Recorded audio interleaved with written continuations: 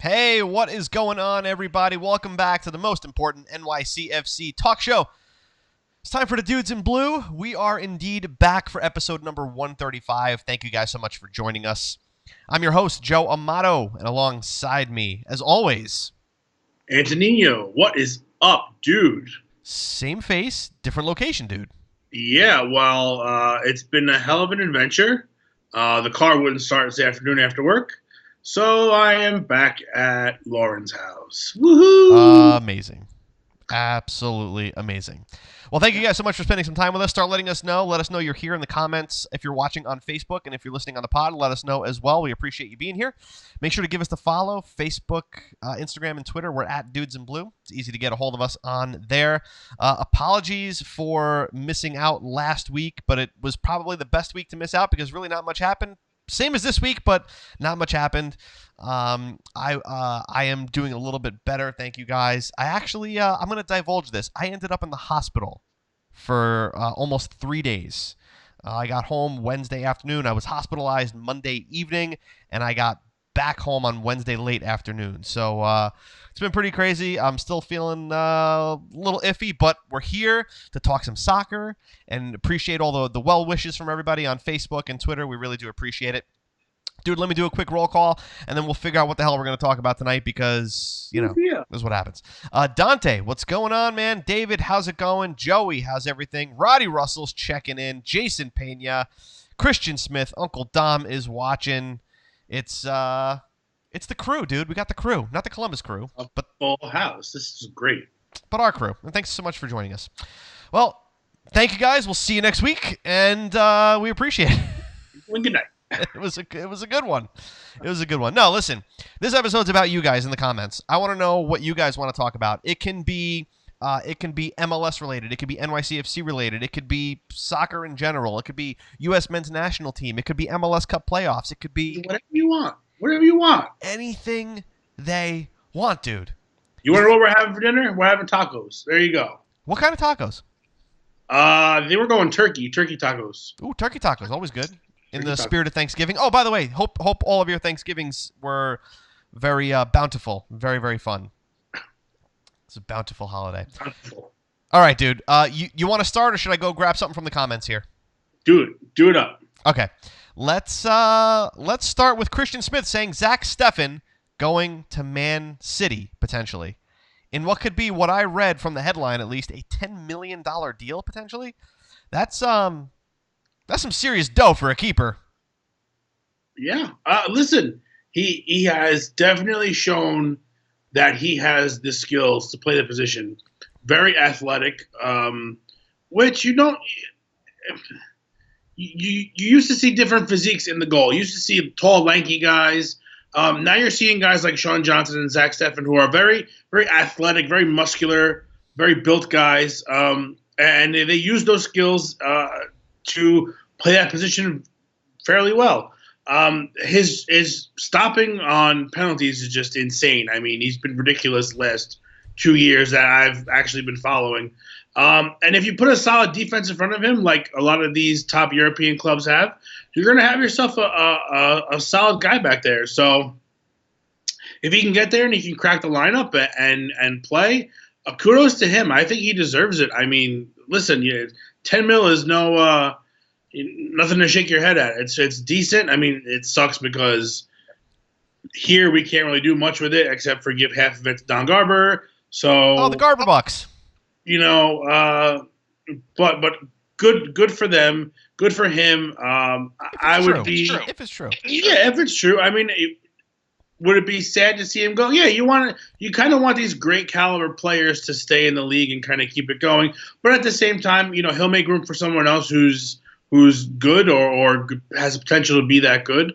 And he will hopefully he gets a chance to crack a lineup over there if it's true. And, he can become somebody that we can follow for years to come, which is awesome because we could say, hey, he started here. Look what we did.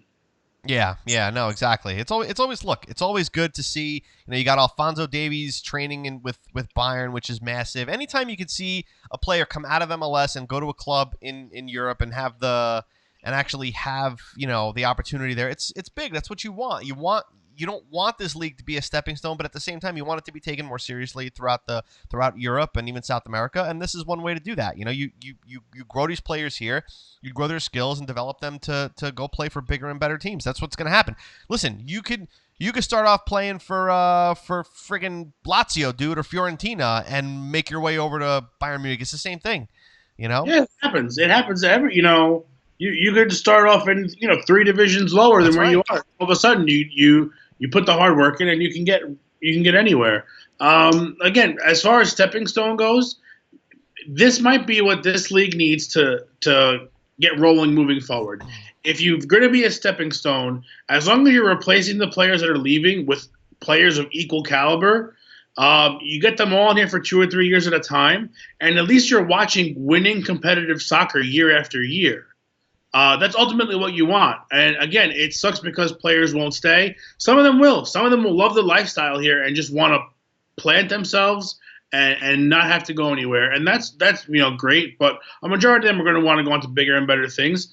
But you're going to attract a lot of attention, and you're going to attract a lot of young players. And I think that's what you want. You want to see young guys in their going into their prime in front of our fans and being able to go elsewhere. And eventually maybe it'll be realized that, hey, this league churns out great players and it's a great place to play, and you'll pull talent from other countries, and it'll just be a smorgasbord of everyone playing, but you'll be watching really good soccer year after year. You'll be watching good teams play, and that's ultimately what you want. You want to see good games. You want to see good soccer too. I mean, that's just it. Yeah. Down to. So right now, if you have to buy and sell players to do that, as long as you're replacing them with the same talent level, if they move, they move. Teams are going to change year after year, or every 2 years, or every 3 years. So if that's the consistency you have to kind of part ways with, would you rather the league be more consistent where every team is good and selling players and constantly refueling the system, or do you want to see the same 2 teams kill it every year and hope for the best of everyone else? Yep. I want to see competitive soccer. I don't want to see, these teams with, 10, 13 points at the end of the season. You want everybody to kind of be, competing for. You want it to fight. You want them to fight. Yeah, exactly. So I think it's not the worst thing in the world. I for one, think that if you're going to get players coming in and moving around, and this is their avenue to get there, as long as we handle it the right way and do it the right way, it could be hugely beneficial to the league. And it would be great if teams were allowed to actually spend that money that they get from these ridiculous deals. But anyway, that's a whole other story. Christian Smith says, excellent analysis, Ant. Yeah. I'm not going to be able to live that down. That's not going to be able to live that down. That's a throwback. That's a throwback from a couple of weeks back. Hey, listen, dude, let's talk a little bit of MLS Cup playoffs, because those are still happening despite us not being there. Can we get some likes for the Red Bulls getting thrashed by Atlanta? I mean, listen, when you look at those 2 games, and I wasn't able to catch the whole Red Bull game, but I did watch the Portland and Sporting game. If Atlanta just keeps being Atlanta, Atlanta's got to take this the whole way through. I mean, the Portland and Sporting game ended scoreless. Just I was kind of disappointed in that game, to be honest with you. But the way that Atlanta is playing, it's going to be they're unstoppable, just an absolutely unstoppable force. That being said, this Atlanta that we're seeing this year is not going to be the Atlanta that we see next year. So they better friggin' enjoy it right now, because next year's going to look a hell of a lot different. Yeah, and that's the thing. As long as they can, if they can pull in players that are going to replace guys like Almiron and Martinez and guys of that caliber, not going to be a problem. The fans are going to grow to love whoever's playing, whoever's wearing their jersey for the next 2 or 3 years, and they're going to be fine. If you can't replace them, it's going to be a problem. Very seldom do teams like to go from winners to the bottom of the table, or drop that far down. It's not pleasant, and it's really tough, especially on a new club. I mean, we're going through it right now. We're losing ticket holders left and right. I mean, season ticket sales have dropped off like the face of the earth. It's going completely downhill. I'm exaggerating, obviously, but it's still, it's cause for concern because if you don't put out a winning product relatively soon from starting, it's really hard to keep the interest, especially when there are so many distractions. And by distractions, I mean other sports to follow. Soccer is competing with all these other major sports, maybe not at the same time, but look, right now they competed with hockey, competed with football, competed with baseball, sports that have been here much longer than soccer has. So they've got to, winning has to be such an integral part of everything, because fans, especially new fans, can only support the shiny new toy for so long before it becomes a rusty old piece of junk. So Yeah. You got to win. You got to keep it consistent, and you got to, you've set the bar. Atlanta has set the bar for themselves really, really high from year one. Basically, they've set it really high. Now you have these standards that you need to keep, and if you can't keep them, it's dangerous when it comes to fans. I know they get 70,000 plus now for playoff games and big games, and that's great. But 4 or 5 years of losing or being in last place will definitely change that. Yeah, listen, they're going to ride that wave. Christian on Facebook says, glad to see Red Bull get stomped, but admittedly jealous that Atlanta might win MLS Cup in their second season while NYCFC meanders along. Not to mention, they get a full stadium every single week. I mean, listen, they did it right, from coaching staff to players. Look, they made the playoffs in year one, something that we definitely couldn't do. They're in the conference finals. Like, this is incredible. They had a hell of a season, and you have to give them a ton of credit, both from what they've done on the field and what they've done off the field. Yeah. Because listen, dude, last year, after the start that they had and going out in the knockout round of the playoffs last year, that could turn off a lot of people. It seems like that just, everybody just started following them even more so. And this year, the momentum that they had was absolutely unbelievable. I mean, when you have MLS records just being crushed, both in attendance and in goal scoring, it's a recipe for success when it comes to a franchise like that. But like you said, they got to keep that up. Not that they got to win MLS Cup every year, because it's very difficult to do that in this league. But you have to keep putting a winning product on the field. If they continue at the same trajectory that they are, or even stay flat to where they are, dude, that's something that NYCFC cannot say that they've done. We've had this ridiculous roller coaster of a 4-season spread where we have really no consistency. Coaching changes, roster changes, scheduling issues, injuries, international. We have had such a mess of things going on that it's, they're getting what's coming to them. I mean, if you ask me, like, it's very difficult, especially in the New York market. So listen, I'm glad. Am I glad that it was Atlanta that won that game? Yes, 100%. Is it difficult to watch because we know that they spanked us and knocked us out? Yes, it's also difficult to watch, but I also want to watch the Red Bulls try and score 4 goals against Atlanta at home. Oh, that's going to be a hell of a game Thursday night. Oh yeah, that's going to be a hell of a game.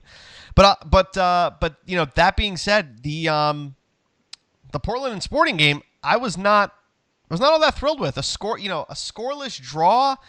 Not cool, man. Portland had the goal that was disallowed due to being offside, so that caused a little bit of controversy, but it was the right call to call the goal back. But I got to tell you, man, let us know in the comments what you think. But I think Atlanta's taken this the entire way through. Let us know in the comments if you agree. And by the way, oh yeah, this is funny. Joey is saying, let's go Portland. Kyrie Shelton cannot win MLS Cup before NYCFC does. Well, listen. That would be something else, wouldn't it? If Kyrie Shelton also has to learn how to score goals. I mean, like, that's having him as your sole striker in that game is a recipe for a scoreless game. I mean, it's pretty bad. It's pretty bad. Their game is so based on defense, and they do it very, very well. The low-scoring games from them don't surprise me at all. they're Kansas City year after year has a tremendous defense, and they do it right. They really do it right. And sometimes all it takes is the one goal from whoever. It doesn't matter who it is at any point in time, because you can really focus on. Listen, they've got one of the best keepers in the league, and he proves it year after year by winning the Keno, by winning the awards. Tim Elliott is really a fantastic keeper, and I think part of it has to do with he's got great defensive players in front of him year after year. Yeah, Peter Vermees has a plan, has a clear-cut plan, and it works. If we had to give a solid duty award to a team, Sporting Kansas City might be it. The most consistent. Yeah. I would say the way they play, yes, you don't really see too much roller coaster out of them. It's pretty much stay close to the top most of the year, and just playing the same way game after game. They're very good, and they have another great fan base over there. That's a team that I wouldn't mind watching a little more often throughout the year. And now that we have ESPN Plus, we can do that. This is not sponsored by ESPN Plus. No, it's not. Joey says, we beat them, meaning Sporting Kansas City, 2-0 in the first week on the road, and that really showed our potential at the start of the season.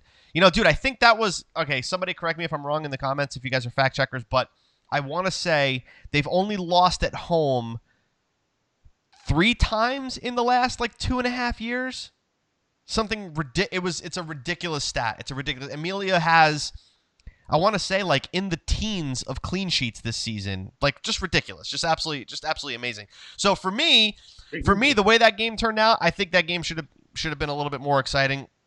The next game is going to be a hell of a lot more exciting because Portland's going to have to go to Children's Mercy Park and try to get a result there. That's going to be very, very difficult, knowing what we know for sure. Yeah, absolutely. But either way, dude, I still have Atlanta taking it all the way. I do too, and I have it according to my my bracket that I filled out, which I am still in third. I'm 1335 out of 24,000. So not bad. Not bad. Guys, keep the comments coming. We're gonna try to keep this show alive here for this week. Keep it float. But dude, we had a little bit of a jersey leak.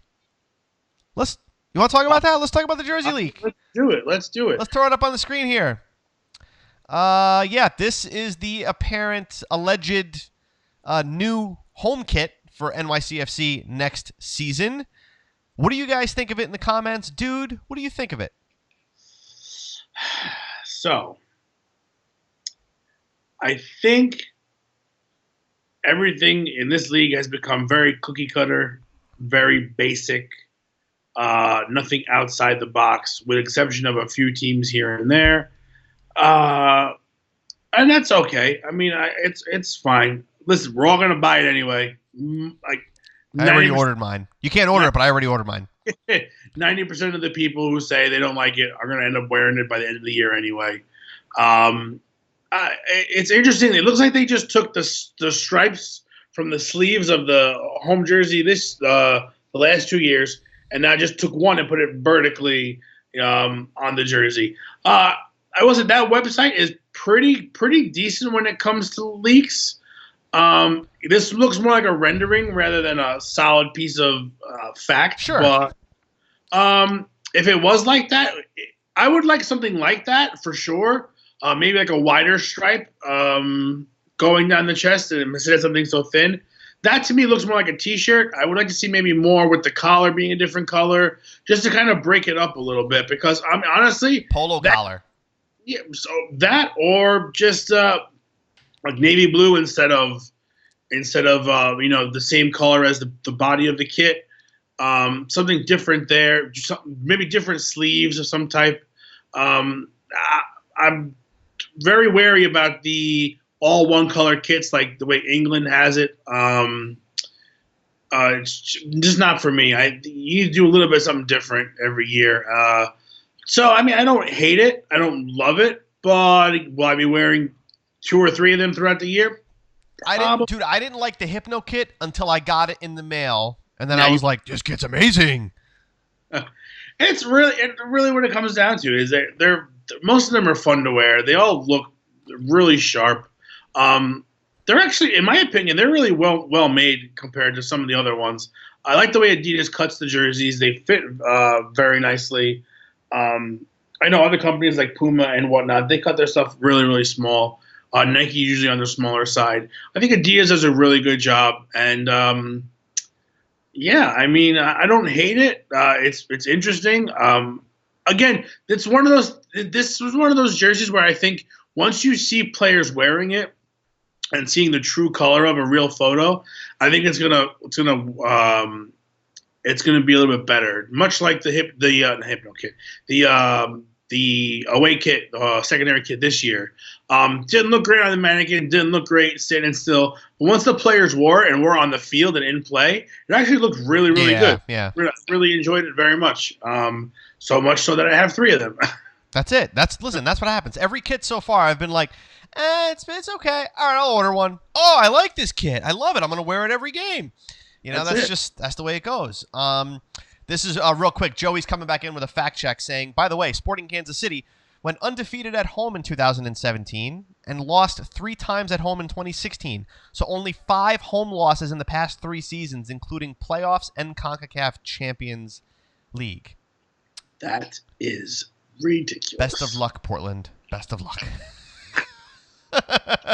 God have mercy on your souls. Yeah, that's it's gonna be tough, man. I wish I could say it's gonna be an exciting game, but if they play a defensive game the way that they play, it's not gonna be a very exciting game. It's gonna be It's gonna be 1-0 Sporting, and it's gonna be over. Or it'll end up being going to penalties, and then it gets exciting. Yeah, just craziness, absolutely crazy. Anyway, yeah, just wrapping up our conversation about the new kit. If that is what it is, it will be what it will be. Let's just hope that the guys that are under it can actually do something, because the kit is fantastic, but if the guys wearing it are doing what they did this year, I don't care what kind of kit it is. I don't care what it looks like. You're in trouble. Maybe a first aid kit. You are an absolute...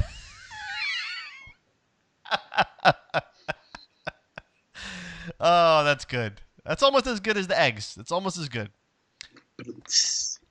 All right, I think the one of the last things I wanted to touch on was it's day 15 of David Villa watch. Dun dun dun dun dun dun dun. 15 days without knowing what the hell is happening with David Villa. Now we know that the article came out a couple of weeks ago saying that David Villa wants to stay with NYCFC, but NYCFC does not want to give him a contract. Dude, this is a perfect opportunity for NYCFC to pay this man significantly less money, free up a DP spot, and give the man a send-off that he actually deserves. If he's willing to play for the pay cut. Now, let's assume that that's the case. Dude, he doesn't have a contract. If he will, you are stupid not to give this man a non-DP related contract. Because even off the bench, playing the second half of games, he's probably going to put 14 goals in the net. It's just the way it is. You're going to end up saving him by not playing him as much. If you can get somebody big to come in and play alongside him, I mean, come on, let's be serious. If you can get 2 Villa caliber players in your lineup together that can feed off of each other, I mean, the sky's the limit. Again, none of us really know what's going on. The news reports are always here and there. They're always maybe a bit of truth in each one of them, but none of them are really the full truth. And honestly, I don't believe things until I see them happen in front of me, because there's so much nonsense going around. Talk about Leon from Real Betis coming, and it's like I don't know. I don't know what to make of it. But to say that you're not gonna pay the man homage, I mean, you're not gonna get to say goodbye in front of the home fans, offering him an offense position, like the guy can clearly still play. Whether he can play for 90 full minutes, I'm pretty sure he can play for 90. How many appearances did he have this season? How many? If somebody can tell me, how many goals did he score? What did he score? 13, 14 goals? 14, I think. Listen, you mean to tell me that you have a guy who's going to give you 14 goals in his late 30s for a non-DP slot for significantly less money than you're paying him? Oh, and it's David Villa. It's a no-brainer. It's an absolute. Even if you end up picking up like anywhere double digits with goals, dude. The only way that they're going to replace him, the only way to replace David Villa is to replace him with a David Villa, and those are few and far in between. Very, very, very difficult to come by. All right, Joey, dude, this is great. You see, we have the best listeners this side of the podcast world. Joey comes in and says 23 games played, 20 starts, 14 goals, 5 assists. So he's got 14 goals in 23 appearances and 5 assists. So he's been part of almost 20 goals. Come on. I mean, sign me up. Right? Every day and twice on Sunday. I mean, come on. If you don't want, there's no reason to not want him to play. I can see if you don't want him to take up a DP slot because whatever reasons, if you think he's injury prone now, I mean, listen, he could just as well next season have no injuries and play 34 games. Who's to say that that's not going to happen? It's very, very well could happen. Again, he could very well get hurt again. So I can see you want to handle this situation with the kid gloves. You want to be delicate with it and try to find the best, route possible. And I think for me, the best route possible would be get the man out of the DP slot, get him into a GAM or TAM situation where you could allocate some of the salary and let him play. Let him be a starter and take him out and replace, sub him off second half, or make him a super sub like a lot of world-class strikers have been throughout their careers, and put him on for the last half hour of every game and watch the magic happen, because it will happen. Yeah. And again, if you're going to diminish his role a little bit, you're just going to make him that much stronger come the end of the season. And he becomes less injury prone, to be honest with you, because he's not playing as many minutes. Less chances, for injury that way. So yeah, I'm all for doing that. And honestly, even if would you really be mad if they gave him a DP slot again for one more year? I mean, they gave it to Jesus Medina. So, I mean, they should take his DP slot away.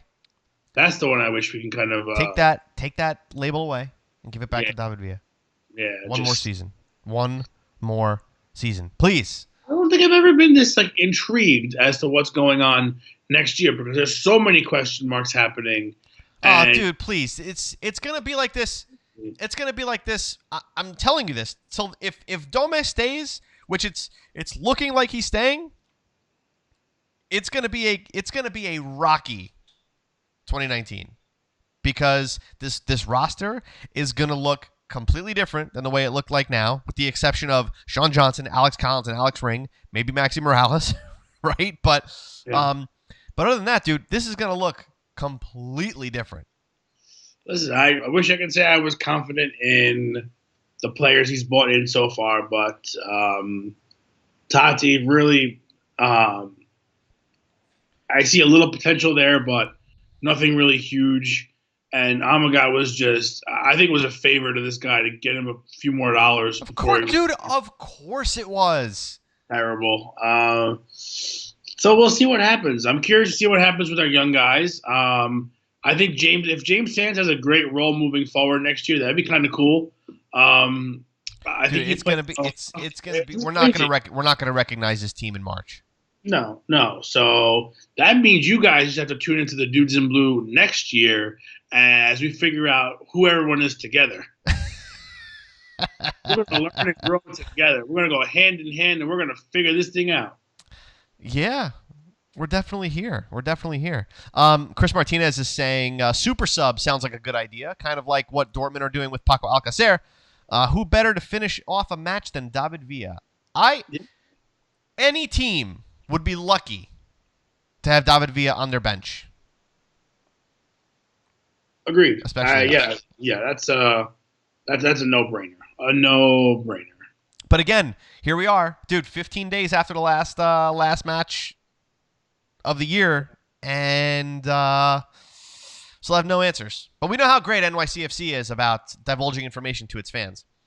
Yeah, no. Hey, listen, he's still in here. He's still in the city. Still doing his thing. I know if you follow everyone on Instagram, Twitter, wherever you follow them, Jan Hell ended up giving David Villa Luca a signed jersey. Take that what you will. Is it David maybe leaving, or is it Jan Hell leaving and that's his parting gift? Obviously, he has a special relationship with the youngster, and it's nice when you bring the kids around and they can form a bond around these guys. Great role models to look up to. So again, don't know what it means. Might not mean anything. Might just be an early Christmas gift. And in that case, if we're giving out early Christmas gifts, I'll give you all my address, and we can. I'll take whatever you want to sign. Anything, it's all good. Yeah. Collection. The last thing, dude, I just wanted to touch on was the roster option deadline. Roster option deadline. Because we are at the point now where I'm looking at it here. It says 1 p.m. for non-MLS Cup participants. November 30th is the option exercise deadline for non-MLS Cup participants. So that means you have to let players know whether you're exercising their option or not by that day. This will be an interesting. That's going to be a very interesting. Very interesting. Because there's an expansion draft. Because the MLS expansion draft is December 11th. So here's the odd thing about this is that the expansion draft is before the season ends, and technically it's before everyone's contract is up. Because if your contract is up, it's usually up December 31st. So technically, you can leave players unprotected who you weren't planning on re-signing. Sure. So now the biggest question now comes in: if David Villa is still playing, do you leave him unprotected? But he doesn't have a contract, dude. Well, because you're saying his contract is up on December 31st. Oh, so if you leave him unprotected and he gets picked, he can obviously sign with. It looks like our deadline was actually today. We might know tomorrow. Yeah, maybe. Again, it's hard to know who has options, who doesn't have options, because they don't divulge this information until much later on in the year. Contract term and length are always weird. We don't hear enough about it. I really wish they would. It would just make it a little bit easier to analyze and kind of quantify what player production gets you per dollar value, in a way where you can kind of see where you're putting your money and what you're getting for it, in terms of contracts and whatnot. But this league really has a lot of work to do in order to be a little more fan friendly, because it's too quiet, too secretive for my taste, at least. I prefer knowing a little bit more. Do the players really care if we know how much they're making? And I'm going to call them out on the field. Hey, I make more than you. We don't want to do that. But well, it should be interesting. Either way, I remember last year seeing the option list come out was pretty interesting. It's going to be again, dude, that right off the bat is going to be, an indicator of who we are going to either see or not see next year. It's not definite. It's certainly not definite, but it will definitely be it'll be interesting to see. I'm not mistaken, we had to protect players this last year for Atlanta? No, 2 years ago. 2 years ago for Atlanta. Yeah, right. This past year was for LAFC. Right. Oh, yeah, and no one was taken. Nobody was taken. Was anyone taken for Atlanta? That I don't know. I don't think that. From us? Yeah. No. So again, if they were smart, they wouldn't take anybody. I don't think so. No, wait. I don't know. I really don't know. I'm tired. We're trying to milk this thing for everything it's worth. Anyway, dude. Very last thing for sure is the duties next week. Oh yeah. So the votes are in. We have our duty award winners, which we figured out who they were this past weekend, and the duty awards Monday night, 8 p.m. It is technically our season finale for this season. Mm-hmm. And we've got some special stuff in store for you guys. That's really all I can say about it. So we appreciate everybody for voting, but it's over. That's it. It is decided. Yeah, it's bittersweet, these end of season things, especially when the team doesn't win. It's as fun as it is doing this. It's nice to have a bit of a break and kind of be able to kind of focus on what else is going on around, especially now that the holidays are here and everything's still NYCFC related anyway. I mean, our gifts are always laden with our just NYCFC goodies for everyone. So sad that the season's over, but again, looking forward to recharging the batteries and coming back stronger with some more content next year and better content and newer things to do and new ideas. And we're not done this year. Like we're not just going to be like, by far, we're not done. The dudes in blue phantoms. Absolutely not. We're going to have some fun in the off season. But we will certainly be having some fun. And we're starting it with next Monday night, guys. So it's December 3rd, 8 p.m. for the Duty Awards. You're not going to want to miss it. It is literally the most important award show you can possibly watch. It's the only award show you should probably watch. So that's pretty much all I had there. We appreciate you guys hanging out with us for episode 135. I know this was a little lighter than usual, but we got some good interaction with the comments, some good content, and some good fodder. Right? So, hello mother, hello fodder. Not that fodder. My fodder, you still here? I think he is. He just commented. Good, Uncle Don. Yeah, Uncle Don. So, yeah, that's pretty much it, guys. So, Facebook, Instagram, and Twitter is the best way to get a hold of us. Thank you guys again for all the well wishes for last week. That definitely sucked, but I am doing much better. That's for sure. You know it's bad when I miss a freaking episode of Dudes in Blue. I bring it up to you. That was what? This is episode, what episode is this? This is 135. 135. So we went 134 episodes without having to cancel once. That's impressive. You're welcome. That's impressive. So now we start the clock again. Dude, we show up more so than NYCFC does. This is true. And we don't even get paid to do it. Sad but true. That's the crazy part. We get rewarded. We get plenty of rewards. We get to deal with the roll call every week that you give out. Being able to spend time with these ladies and gentlemen every week and just shoot the breeze and have a conversation and kind of be able to vent or Vent. Yeah, vent pretty much. It's a lot of fun, and it makes the beginning of the week a little bit more tolerable, in my opinion. So kudos to you guys for being here week in and week out.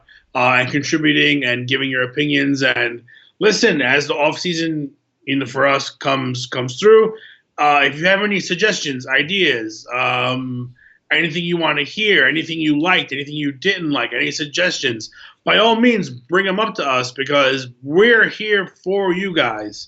If you want to see something and we can bring it to you, we're probably going to do it. PG-13, you know what I mean? Yeah, just let us know. Limits, baby. Anything you want to talk about, we're always active on Twitter throughout the entire year, regardless of what goes on. We have a lot of projects planned between now and next season, to get you guys laughing here and there. So you got to laugh to keep from crying. I've learned. That's it. That's pretty much the moral of the story. Well, guys, guys. Because without you guys, we probably would have stopped 100 episodes ago. Salud. Yeah, there you go. Guys, thank you so much for spending some time with us. Make sure, guys, mark the calendar. Monday night, December 3rd, 8 p.m., Facebook Live. If you're going to listen on the podcast, you'll definitely hear it on the podcast Tuesday the 4th. But listen, you're going to really want to watch it. Yeah, you're going to want to watch it. You're just going to want to watch it. It's just going to be fun. The last couple of years, the duties have been great. This is going to be taking it to the next level. Oh, yeah. Because it's live video. You're going to like it. You guys are going to like it. We're putting in a lot of time for this. Put your men's warehouse in here. You'll like the way we look. We guarantee it. All right. With that said, Facebook, Instagram, and Twitter, we're at Dudes in Blue. We really do appreciate you guys spending time with us. But until next week, dude, stay blue. Time for tacos!